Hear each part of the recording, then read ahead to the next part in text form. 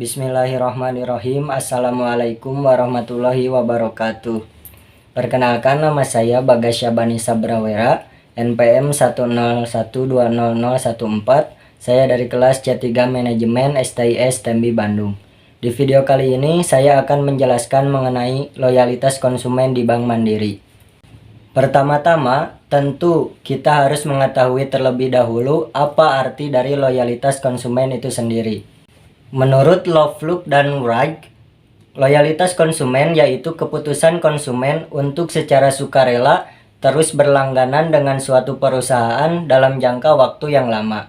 Sedangkan menurut Kotler dan Keller, loyalitas konsumen adalah komitmen yang dipegang secara mendalam untuk membeli atau mendukung kembali produk atau jasa yang disukai oleh konsumen tersebut. Nah, dari kedua penjelasan tersebut dapat disimpulkan bahwa konsumen yang loyal merupakan aset bagi suatu perusahaan, karena konsumen yang loyal merupakan seseorang yang terbiasa mengkonsumsi produk yang ditawarkan oleh perusahaan dalam periode yang lama. Dengan demikian, maka menjaga loyalitas konsumen berperan penting dalam meningkatkan keuntungan di suatu perusahaan. Lalu, apa keuntungan ketika kita mempunyai konsumen yang loyal? Ada 5 keuntungan. Yang pertama yaitu sebagai jaminan keunggulan bersaing dan tentu saja menjadi sustainability jangka panjang bagi perusahaan tersebut. Yang kedua, loyalitas konsumen merupakan indikator yang lebih handal daripada laba dalam mengukur kemampuan perusahaan untuk menciptakan suatu nilai atau value. Yang ketiga, loyalitas konsumen juga dapat meningkatkan laba perusahaan. Yang keempat, dapat mengurangi biaya pemasaran. Dan yang kelima, word of mouth atau pemasaran dari mulut ke mulut dapat berkembang. Ada 2 perspektif dalam loyalitas konsumen. Yang pertama ada behavioral loyalty, di mana loyalitas ini diukur melalui perilaku pembelian seorang konsumen. Dan yang kedua ada juga attitudinal loyalty, di mana loyalitas dapat diukur dari sikap konsumen terhadap perusahaan tersebut. Lalu, apa saja sih karakteristik konsumen yang loyal itu? Yang pertama, dia akan melakukan pembelian secara teratur. Yang kedua, dia akan membeli di luar lini produk atau jasa. Yang ketiga, dia akan merekomendasikan produk lain. Yang keempat, dia akan menunjukkan kekebalan dari daya tarik produk sejenis dari pesaing. Nah, di sini juga ada 4 tipe konsumen yang loyal. Yang pertama ada contractual loyalty. Loyalitas ini berdasarkan perjanjian tertentu. Konsumen membeli melalui sebuah perjanjian resmi atau kontrak. Yang kedua ada transactional loyalty. Loyalitas ini berdasarkan transaksi, menunjukkan pada pembelian yang berulang tanpa adanya perjanjian secara kontrak. Yang ketiga ada functional loyalty. Loyalitas ini berdasarkan fungsi yang dimiliki oleh produk tersebut dan yang tidak dimiliki oleh produk lain. Yang keempat ada emotional loyalty, di mana loyalitas ini berdasarkan adanya ikatan emosional yang tinggi dari konsumen tersebut terhadap perusahaan, di mana konsumen mengembangkan pilihan-pilihan bagi produk atau layanan karena konsumen merasakan adanya nilai-nilai individual. Ada 3 tingkatan loyalitas konsumen. Yang pertama yaitu the courtship. Loyalitas konsumen ini masih sangat lemah karena tidak berdasarkan atas adanya hubungan yang mendalam. Dalam tahap ini, konsumen mungkin dapat berpindah kepada pesaing apabila pesaing menawarkan harga yang lebih murah dan kualitas produk yang lebih baik. Yang kedua ada the relationship. Pengaruh-pengaruh dalam pertumbuhan yang semakin kuat akan tercipta pada tahap ini. Konsumen akan mempunyai ikatan dengan perilaku konsumen sebelum dan setelah pembelian. Loyalitas ini tidak lagi berdasarkan faktor harga dan kualitas produk saja. Yang ketiga ada the marriage. Konsumen dan perusahaan terjalin hubungan jangka panjang pada tahap ini. Juga konsumen dan perusahaan akan saling menguntungkan dan menjadi ikatan yang tidak pernah terpisahkan. Nah, untuk dapat lebih mengetahui mengenai loyalitas konsumen di Bank Mandiri, pada hari Jumat tanggal 27 Mei 2022, saya mewawancarai salah satu nasabah dari Bank Mandiri. Ini adalah identitas nasabah yang saya wawancarai.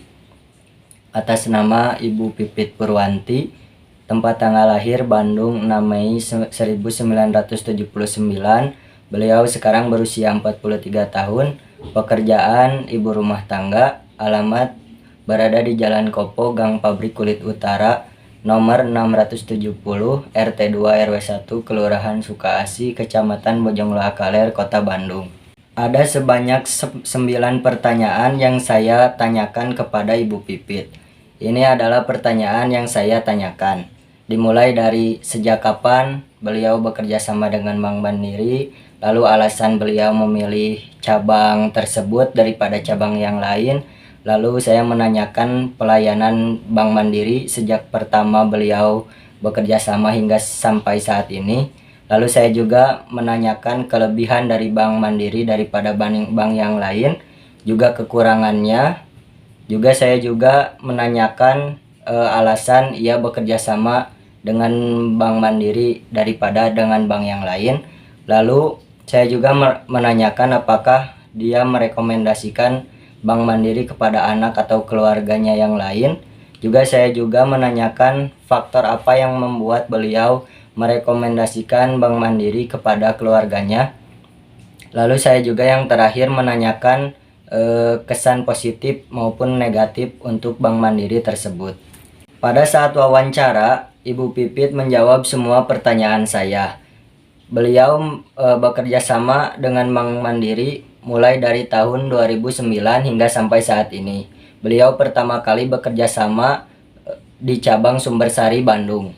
Alasan beliau memilih cabang Sumbersari karena lokasinya dekat dengan rumah beliau, juga ada temannya yang merekomendasikan Bank Mandiri cabang Sumbersari tersebut.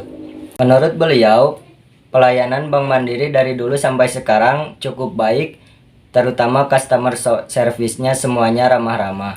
Menurut beliau, kelebihan Bank Mandiri yaitu bisa bertransaksi dengan mudah karena Bank Mandiri mempunyai jaringan ATM yang tersebar luas di seluruh daerah di Indonesia. Sedangkan kekurangannya, menurut beliau, Bank Mandiri mempunyai kekurangan yaitu saldo yang harus disisihkan di dalam tabungan terlalu tinggi, yaitu sebesar Rp100.000. Faktor utama yang menjadi alasan beliau memilih bekerja sama dengan Bank Mandiri daripada bank yang lain, yaitu karena Bank Mandiri banyak cabangnya, sehingga memudahkan untuk bertransaksi di daerah manapun. Ketika ditanya soal beliau merekomendasikan kepada keluarganya atau tidak, beliau menjawab iya. Beliau merekomendasikan Bank Mandiri kepada anaknya karena beliau sudah merasakan kenyamanan ketika menggunakan layanan Bank Mandiri, sehingga beliau merekomendasikan kepada anaknya supaya menggunakan Mandiri juga. Yang terakhir, harapan beliau kepada Bank Mandiri yaitu semoga Bank Mandiri ke depannya menjadi lebih berkembang, juga bisa memperbanyak cabangnya lagi di seluruh daerah di Indonesia. Nah, ini adalah bukti foto ketika saya melakukan wawancara bersama Ibu Pipit.